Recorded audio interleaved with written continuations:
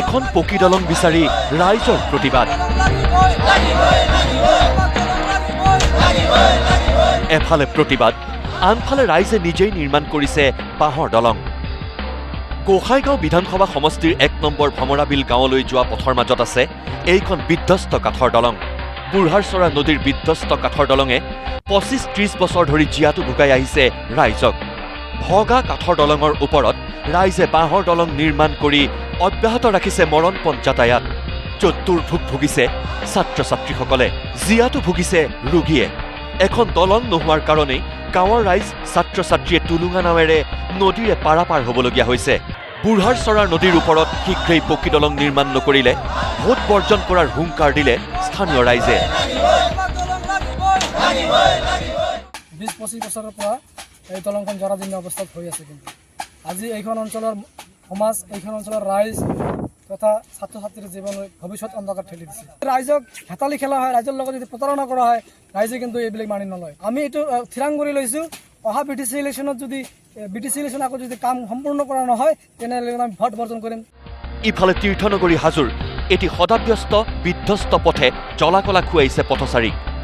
চাওক, এই পথছোৱা পথ নে পুখুৰী ধৰিবই নোৱাৰা হৈছে।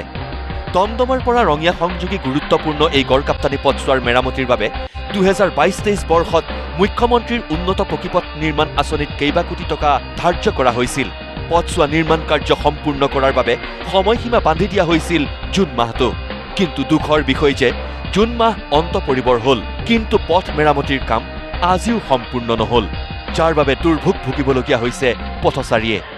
এই গুৰুত্বপূৰ্ণ পথছোৱা শীঘ্ৰেই নিৰ্মাণৰ বাবে ৰাইজে হস্তক্ষেপ বিচাৰিলে জিলা আয়ুক্তৰ।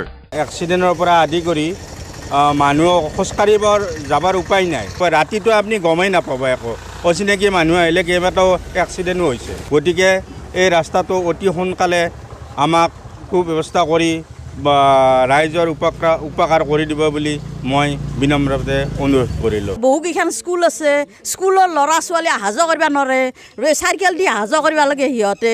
গতিকে চাইকেল দি অহা যোৱা কৰাওঁতে এই ৰাস্তাত পৰিব নে নপৰিব কওকচোন বাৰু। আনহাতে এইবাৰ চাওক, দৰং আৰু ওদালগুৰি জিলাৰ প্ৰাণ মঙলদৈ ভুটীয়া চাংপট্টি। এই গুৰুত্বপূৰ্ণ পথটোৰ দুৰৱস্থা চাওক। যান বাহনসমূহ কেনেকৈ ভয় লগাকৈ যাতায়াত কৰি আছে। পথৰ ওপৰত প্ৰকাণ্ড প্ৰকাণ্ড গাঁত। বৰষুণ দিলে পথ নে পুখুৰী ধৰিবই নোৱাৰি। জৰাজীৰ্ণ পথছোৱাত বহু সময়ত সংঘটিত হৈছে দুৰ্ঘটনা।